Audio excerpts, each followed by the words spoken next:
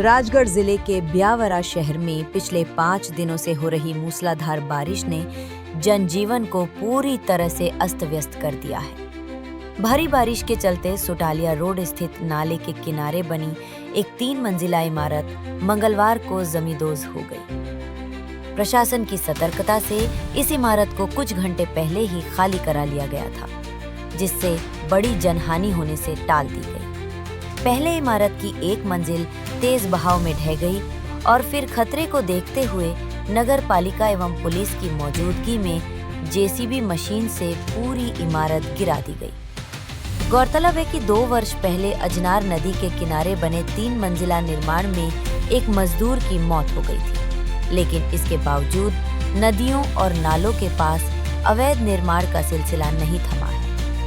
इस घटना ने प्रशासनिक लापरवाही पर सवाल खड़े कर दिए हैं कि आखिर किस आधार पर नदी नालों के किनारे भवन निर्माण की अनुमति दी जाती है, और यदि ये अवैध हैं तो समय रहते कार्रवाई क्यों नहीं की जाती। सौभाग्य से इस बार कोई जान माल का नुकसान नहीं हुआ, लेकिन अगली बार इतनी किस्मत सबकी नहीं हो सकती।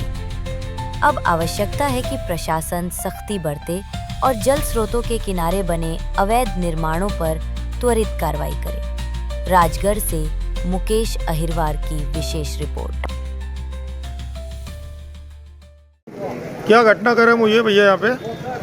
लगातार 4 दिनों से हो रही बारिश के तहत जर्जर ये जो मकान था, अपने प्रशासन की सतर्कता से यहाँ पर कोई जनहानि नहीं हुई है। प्रशासन ने दोपहर में सभी लोगों को इस मकान से निकाल लिया था, लेकिन जैसे जैसे बारिश बढ़ती गई वैसे वैसे इस मकान के जो पिलर थे वो कच्चे होते गए, और एक समय बाद आज यहाँ पर सब लोग सामने 3 मंजिला मकान जो था वो जमीनों दस्त हो गई। किसी भी प्रकार की जनहानि इसमें नहीं हुई।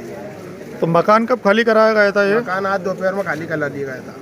किसी की जनहानि नहीं हुई है? नहीं, जनहानि। मकान के अंदर सामान भी रखा था क्या इन लोगों का? सामान लगभग सभी इस मकान में अभी भी रखा ही हुआ है। उन लोगों का बहुत नुकसान हुआ भी है। सामान इसमें रखा हुआ है। तो क्या कारण रहा कि ये धीरे धीरे गया? पीछे नाला है। अच्छा, पीछे नाला है। बारिश के कारण पीछे दूसरे पानी तेज होता गया और पीछे पक्का भी नहीं है, नीचे से मकान, इस कारण पानी का बहाव तेज था।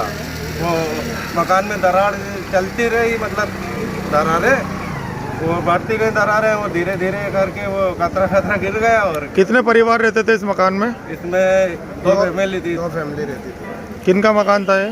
नंद किशोर जोशी। मकान क्षतिग्रस्त ऐसे हुआ कि इससे पहले शनि मंदिर है, यहाँ पर शनि मंदिर की दीवार टूटी, फिर इसके पीछे के हिस्से में ऊपर से नीचे तक लेटरिन बाथरूम बना हुआ है, वो धीरे धीरे खसकने लगा।